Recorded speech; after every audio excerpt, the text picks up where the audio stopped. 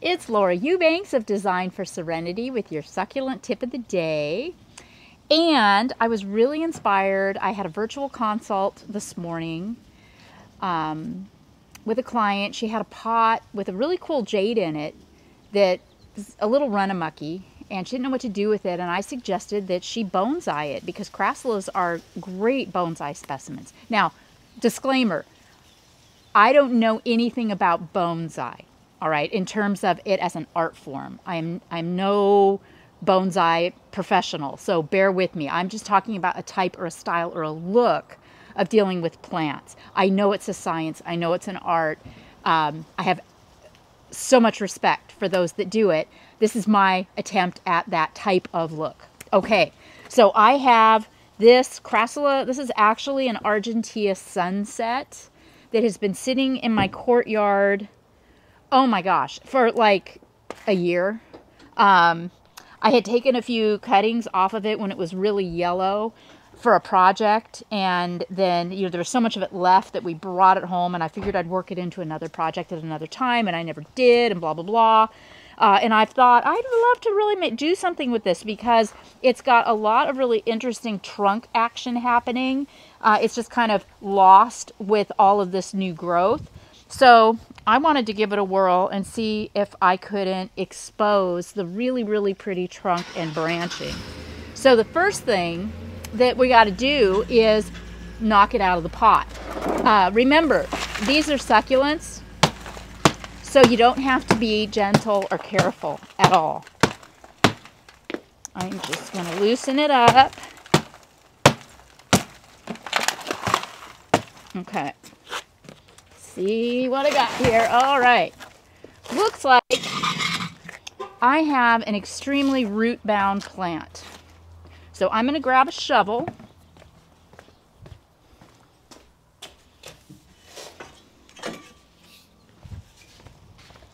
And knock some of this off. This will, by opening up the plant a little bit too, it will encourage the roots to get on with it, to grow, offers a little aeration, and just makes the plant a lot easier to handle as well. Also, if you've got a smaller pot, you can knock off a lot of the soil so that you can make it fit. Yeah. So, okay. I found a plastic bag, threw it in my pot. That's another thing, with a larger pot, you can fill the bottom with non-compostable materials like plastic bags, plastic milk jugs, packing peanuts, whatever you have, so that you don't have to use so much soil in the pot. I've got some Kellogg's Patio Plus. You all know me. I recommend whatever potting soil is on sale. This one, but I do recommend that you use an actual potting mix, not a garden soil. Potting mixes are lighter weight, and they usually have vermiculite or perlite or dry salt or something in them to offer a little bit of aeration so that the soil doesn't stay wet. And then you just want to remember to pack down your soil really well, because what happens is it decomposes over time, doesn't it? You've got these beautiful potted arrangements, and 6 months later they're halfway down the pot. So the way to keep that from happening is to pack the heck out of your soil. You can even throw some of that in. Yes, you can throw some of this, some of this root ball in. Most succulents thrive in poor soils. So if you've got anything, even if it's root bound or, it doesn't have a lot of nutrients in it, although this smells really rich. Okay, so I think I'm good. Let's see how I did.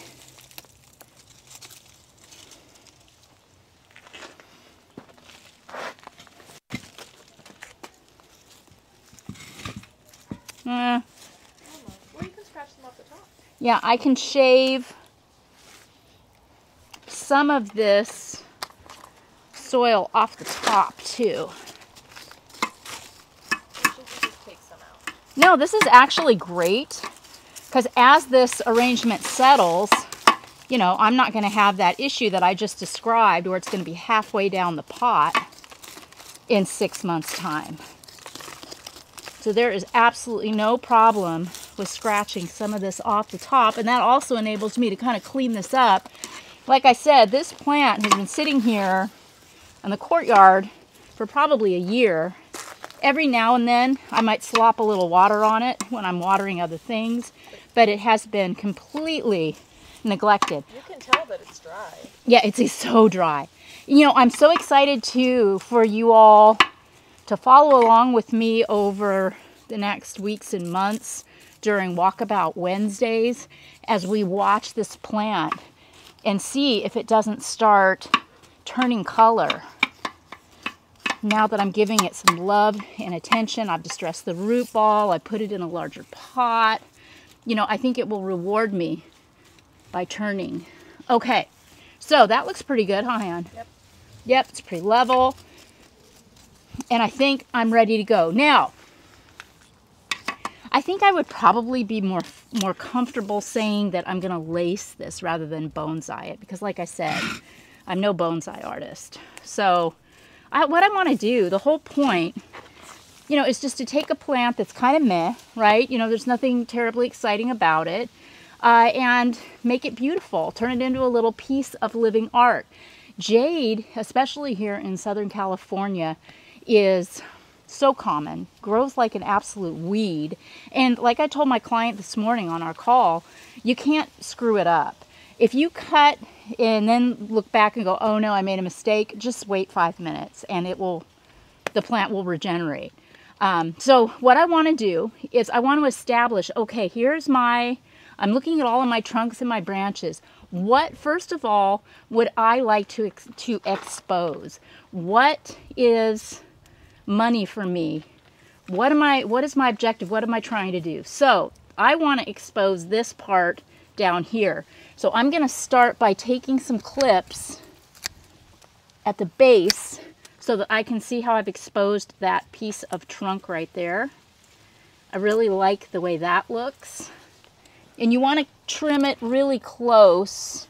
You can even use an X-Acto knife. Jade is very soft wood. We want to get those cuts really, really close.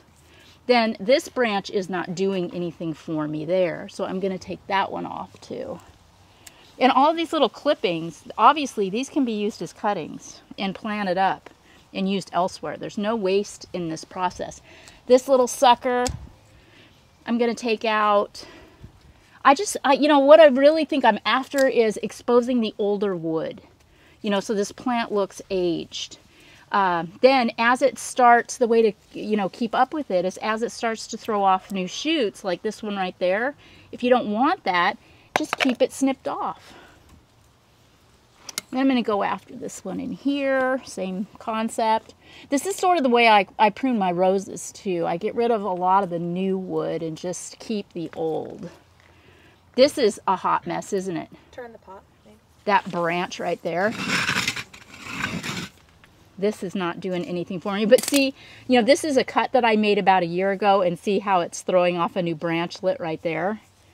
But just to show you how soft Crassula is, I can take these clippers, which are not particularly sharp, and it's like butter going through this. So easy. So this is a really great plant to practice on. They'll harden off too and it won't be as noticeable. Yes, this wood will harden off and scar. Also, I'm going to be top dressing this pot, so I'll be able to cover a lot of this up with rock. That, I don't want these new pieces. All right, now,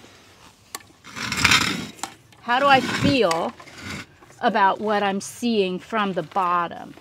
I've got pretty much all of the new wood relieved, don't I?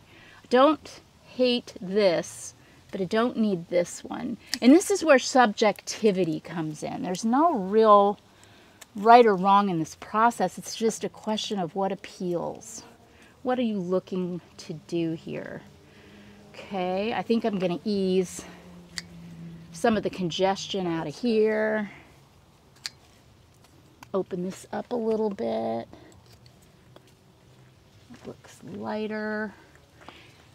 And you can just, continue making judicious cuts. This branch is crossed, so I'm going to take it. Better.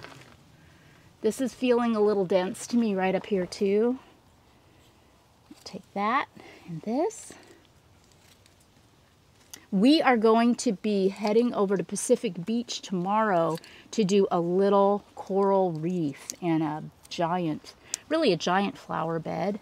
I'm super excited about it, eager for you to see it. So be sure and stay tuned for that tomorrow. And for me, this is just kind of where instinct comes in. With again, the whole idea being to kind of air it out so you can see through it, so it's not so congested. Good. Right? See? And then it gets easier. The further you go, the easier it gets. Now this branch right here, I don't want to cut the top off of it because then I would have absolutely nothing left. So I'm going to leave that one, take this one. And another thing with jade, because the wood is so soft, you can kind of, before you make a decision, you can kind of push the branch out of the way and take a peek and see, well, let's see, do I like that or do I like it better this way? So you don't have to necessarily make a decision too rapidly. Okay, let's turn this again so you can see what I'm doing here. And also, how are you displaying your plant? Is this going to be in the middle? Is this going to be pressed against a wall? Is there a front? Is there a back? What's the plan? For me, I want... It looks good from both sides, honestly. Yeah, I know. It looks good from both sides. But you know what I'm thinking? I think I don't want this. See that? I think it looks more open without it.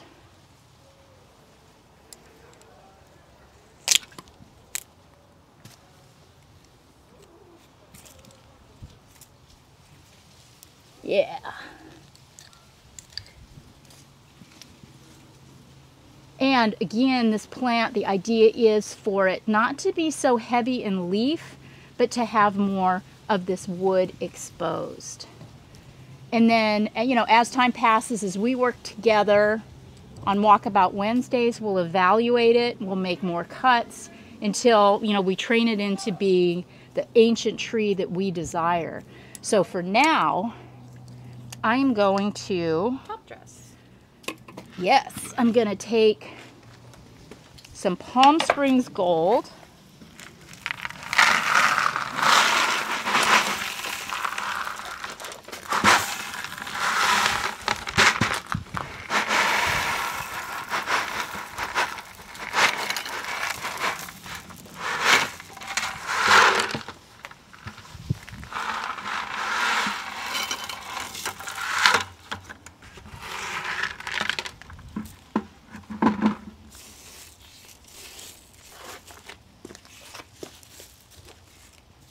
And I want the plant showcased more than anything else. So I'm not going to do anything crazy as far as the top dressing goes. I think I just like it like this. I thought I might want to throw some other pebbles on top, but I'm feeling now like I don't want to do that. So what I'm going to do now, I kind of like that side, huh? Yeah. That's it. That's it right there. And what's so fun is you can always turn it. Yeah. Switch your I can fronts. turn it. I can make it, turn it around, do whatever I want. But as time passes, these branches are going to get older and thicker and bigger, but I'm going to keep the plant sized so that we are just celebrating all of this. All right. So now this is going to go back up in the courtyard. It's going to get watered in really well. And then we'll simply just check in on it from time to time. So I encourage you, if you have kind of a meh kind of hot mess of a plant that's basically healthy but maybe not very cute, to get your clippers and start working on it and see if you can't make a really appealing shape and turn that loser into a winner.